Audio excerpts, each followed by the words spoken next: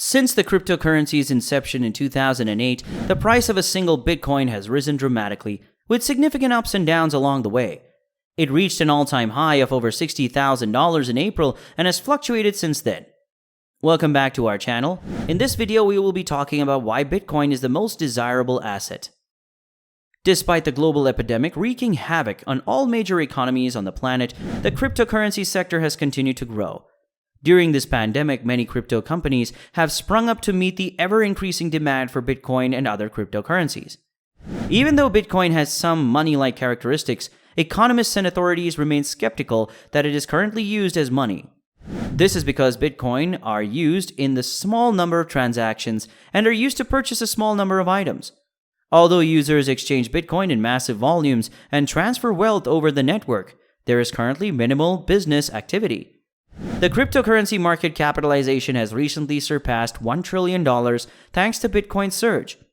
Bitcoin, in particular, has been on a tear for quite some time and accounts for about 69% of total market value. Despite the volatility, Bitcoin continues to pique the curiosity of investors due to its long track record of creating and sustaining value. However, unlike a stock which has value because it represents a portion of the company's ownership, or even a bond which reflects the value of a debt that will be repaid at maturity, it can be difficult to quantify the value created by a decentralized digital currency with such a short history. These movements can make investors nervous, but they also raise the question, why does Bitcoin have value in the first place? Cryptocurrencies, particularly Bitcoin, are now regarded as a haven asset against market volatility and inflation. The current societal and economic context also causes people to store less cash and remain hedged against market volatility. Bitcoin lacks the support of government agencies, as well as a system of intermediate banks to spread its use. In the Bitcoin network, a decentralized network of independent nodes is in charge of authorizing consensus-based transactions. There's no fiat authority, such as a government or other monetary authority, to serve as a counterparty to risk and make lenders whole if a transaction goes wrong. However, cryptocurrency has some characteristics of a fiat currency system. It is extremely rare and cannot be counterfeited. The only way to generate a counterfeit Bitcoin is to perform what is known as a double spend. This happens when a user spends or transfers the same Bitcoin in two or more different settings, thus producing a duplicate record. Bitcoin is far more divisible than fiat money. One Bitcoin can be divided up to 8 decimal places into constituent units known as satoshis. For ordinary use, most fiat currencies can only be split into 2 decimal places. If the price of Bitcoin rises over time, consumers with a fraction of a Bitcoin will still be able to transact with the cryptocurrency. The creation of side channels like the Lightning Network may increase the value of the Bitcoin economy. The value of Bitcoin is determined by scarcity. Demand for cryptocurrency has soared while supply has decreased. Investors are vying for a piece of the ever-expanding profit pie generated by trading its limited supply. Bitcoin, like gold, has limited utility, with most industrial applications. The underlying technology of Bitcoin, known as the blockchain, is being tested and deployed as a payment mechanism. Remittances across borders are one of the most effective use cases for increasing speed and lowering costs. Some countries, such as El Salvador, are betting that Bitcoin's technology will advance to the point where it can be used for everyday transactions. Monetarists attempt to value Bitcoin in the same way that they value money, based on the supply of money, its velocity, and the value of products generated in an economy. The simplest way to compute the value of Bitcoin's projected percentage is to look at the present global value of all mediums of exchange and as repositories of value comparable to Bitcoin. There has recently been a trend of public firms turning their cash treasuries into Bitcoin.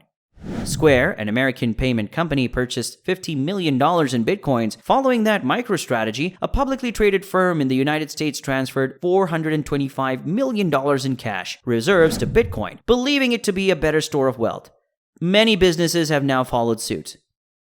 The belief of corporate titans in cryptocurrencies has increased their value as a cryptocurrency and wealth store. PayPal, the global digital payments corporation, said in October 2020 that it will be adding cryptocurrency buying and spending tools on its platform. The launch included 4 popular digital currencies: Bitcoin, Bitcoin Cash, Ethereum, and Litecoin. PayPal has also stated that it intends to accept cryptocurrency transactions. PayPal has 350 million customers who will now be able to use cryptocurrency as a payment method. In addition, its 30 million merchants will be able to accept cryptocurrency payments. PayPal was a vocal opponent of cryptocurrencies as a long-term currency. Now one of the greatest stars is going on board. With the help of others and PayPal, there has been an increased demand for the asset class, which has contributed to its price growth. Aside from PayPal, the business also owns Venmo, a popular payment network that will expose another 40 million users to the cryptocurrency payments.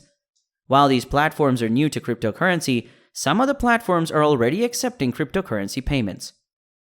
Many governments are attempting to regulate the sector as private investors want to adopt cryptocurrencies as a means of exchange. Many countries, including Japan, the United States, and Germany, have embraced cryptocurrencies, and it is common knowledge that the majority of cryptocurrencies on the market have a limited quantity.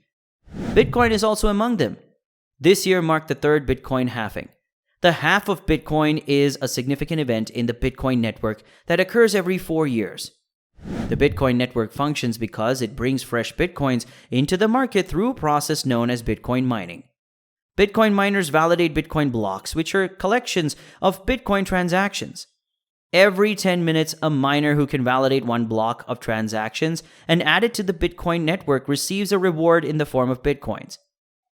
This reward is currently set at 6.25 BTC each valid block mined. However, the reward per block is cut in half roughly every 4 years or once 210,000 blocks are mined. The phenomenon of Bitcoin block reward being lowered by 50% every 4 years is known as Bitcoin mining. It also increases the stock-to-flow ratio, making it extremely scarce. One of the most important variables influencing Bitcoin's price is halving. Because there are only 21 million Bitcoins in total, the market currency circulates less as the incentive drops. As more individuals become aware of the asset's scarcity, demand increases, driving up the price. Bitcoin's price fluctuation may have an impact on other currencies because it controls more than half of the market capitalization. Cryptocurrency is a type of digital currency that can be used as a store of value as well as a means of transaction. While it is still gaining traction as a legitimate payment method, it has established itself as a new asset class during the last decade. Even if the general public is unwilling to use it for transactions, many people desire to convert their cash into cryptocurrency because they feel its deflationary nature makes it a better source of value and inflation hedge. As Bitcoin becomes more widely available, some individual investors want a piece of the asset class and are willing to pay more. If growing cryptocurrency prices has convinced you that it is too late to invest in cryptocurrencies, keep in mind that this is only the beginning. Cryptocurrencies will become more mainstream as more countries strive to regulate the market. That's all for this video. Don't forget to share this video with your friends. We'll be back soon with another informative video, and until then, stay tuned.